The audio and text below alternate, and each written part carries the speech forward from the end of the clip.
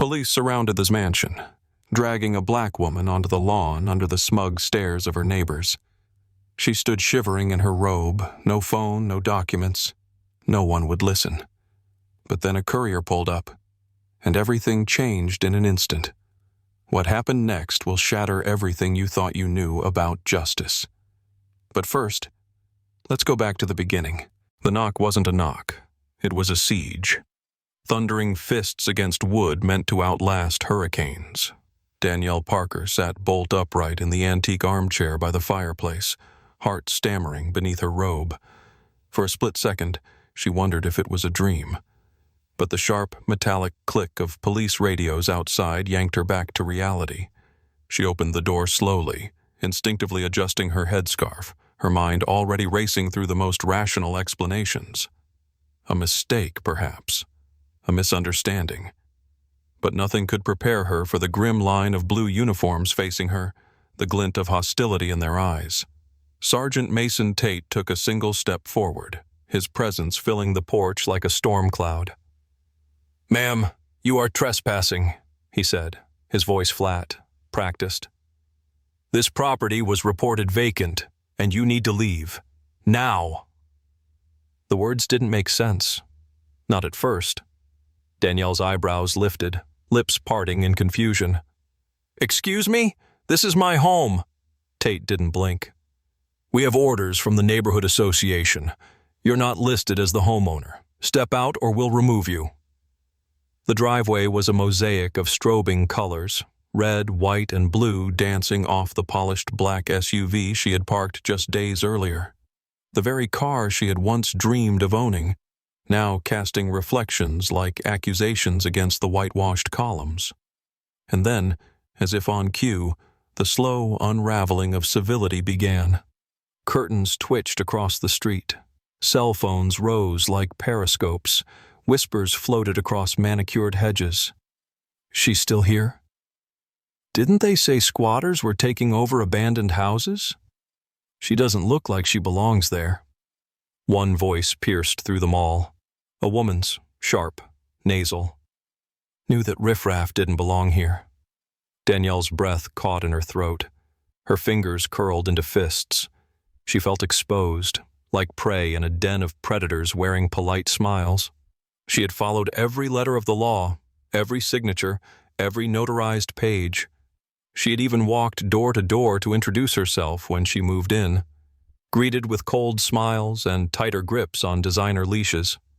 Now here she stood, a successful attorney in her own home, being treated like a criminal by men who hadn't asked her a single verifying question. She straightened her back. "This is a mistake," she said.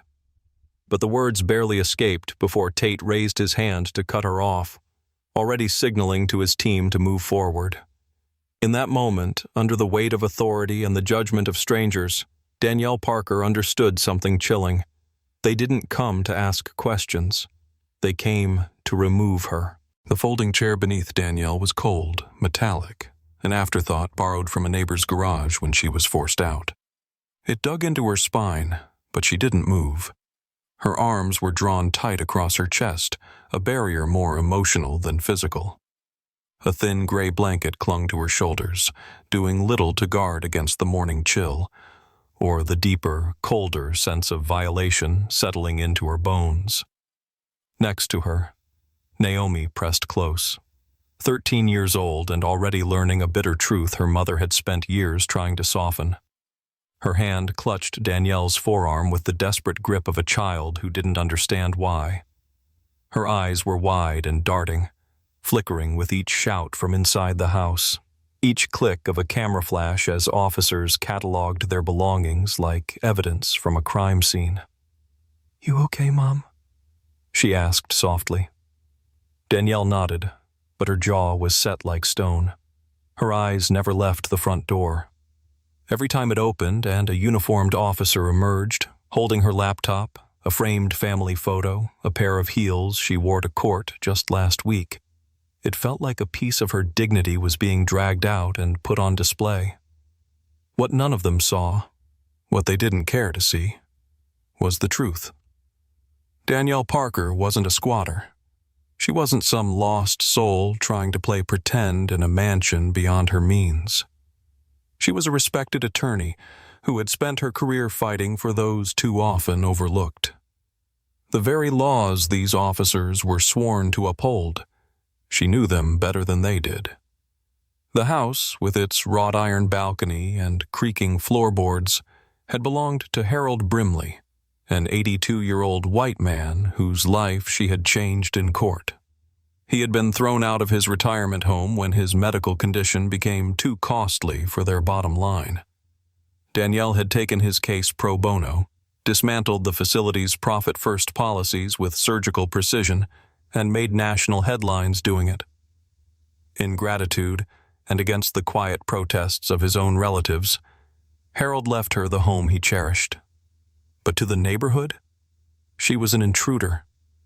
Inside, Sergeant Tate barked orders like a man convinced of his righteousness. He moved through Danielle's home like a conqueror. To him, truth wasn't written in legal documents. It was shaped by assumptions. Nearby, Officer Jenna Cruz stood silently, her helmet tucked under her arm. She watched Naomi recoil from every raised voice, watched Danielle refuse to break. Her gut twisted. Something was off. This wasn't how justice looked. "Why won't anyone check her paperwork?" she asked, quiet but firm. Tate didn't even look at her. "Because I don't need paperwork to see what's going on here." His tone dripped with contempt. "This is squatters' nonsense. You don't waltz into this neighborhood and claim a mansion." Jenna said nothing more, but in that moment, surrounded by flashing lights and whispered judgment, the seed of doubt was planted. And Danielle? She sat unmoving, wrapped in her blanket, her daughter beside her, her spirit battered but unbroken. The minutes dragged like chains. Danielle sat rooted in place, each second on that lawn a deepening wound. Her spine ached from the cold chair, her fingers numb beneath the edges of the threadbare blanket. The sun had risen fully now, casting long shadows from the patrol cars that still blocked her driveway like barricades meant for war. She'd asked calmly, repeatedly, to be allowed inside to retrieve her documents. She'd explained she had proof. Deeds, letters, signed forms, notarizations, but every plea was brushed aside like an annoyance. Her phone, useless and dead in her coat pocket, felt like a symbol of everything else silenced that morning. The officers continued to rifle through her home, some smirking, others silent. And Sergeant Tate?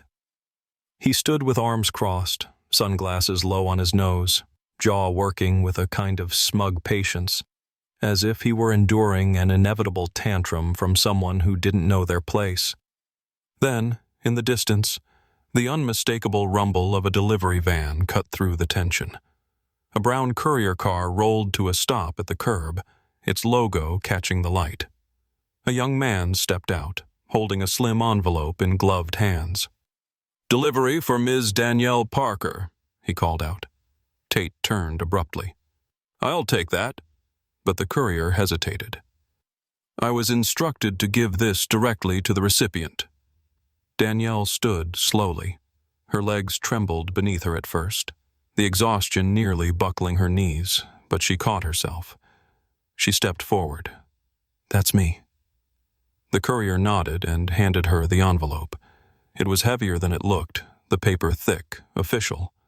Her fingers shook as she broke the seal. Inside, a notarized transfer of property from the Brimley estate, legally binding, unmistakable. And at the bottom, in bold black ink beside a golden foil stamp, the unmistakable signature of Mayor John Whitmore. Danielle exhaled once, just once, then straightened to her full height. Her voice cut through the murmurs like a blade. "I think it's time you all backed off." Silence. Every head turned. She held up the document. The seal shimmered in the sun. It was undeniable. Tate's approach was stiff. He snatched the papers, scanning quickly. His lips parted slightly, the confidence draining from his face.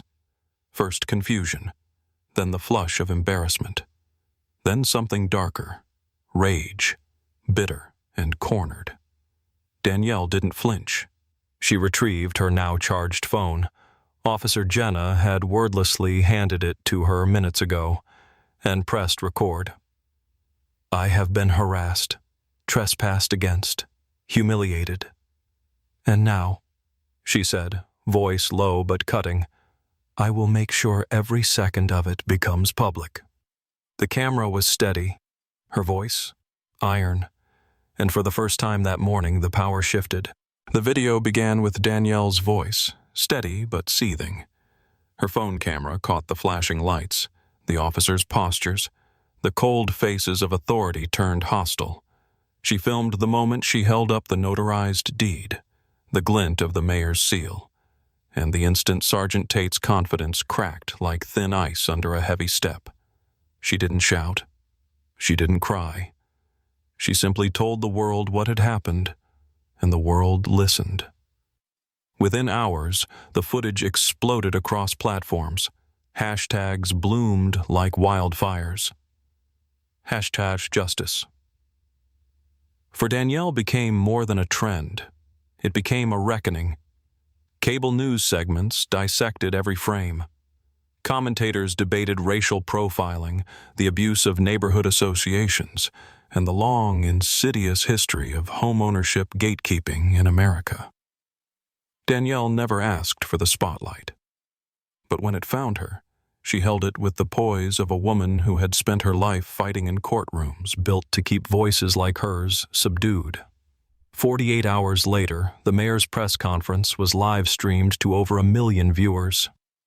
"I want to personally apologize to Ms. Parker," Mayor John Whitmore said, flanked by legal counsel and a visibly uncomfortable police chief. What occurred on that morning was a disgraceful breach of protocol and basic human dignity.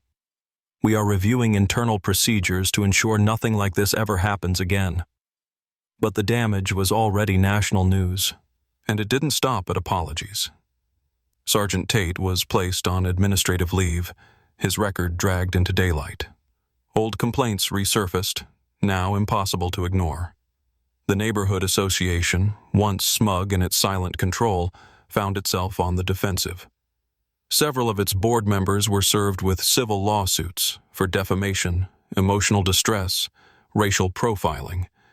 Their legal fees mounted fast. And Danielle? She built something permanent from the rubble.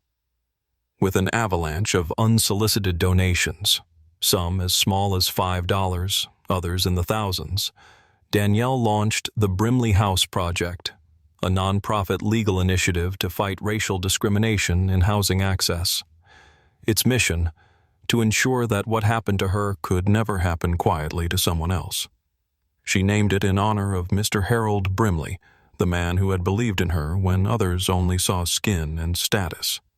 On the porch of her now secured home, Naomi laughed for the first time in weeks, her voice ringing like wind chimes through the spring air.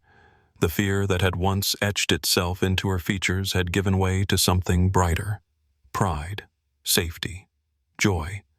And across the street? The neighbors still watched, but something fundamental had shifted. They couldn't meet Danielle's gaze anymore, not because she intimidated them, but because they knew she saw them clearly now. And she no longer needed their approval. She had something far more powerful, justice, earned and undeniable,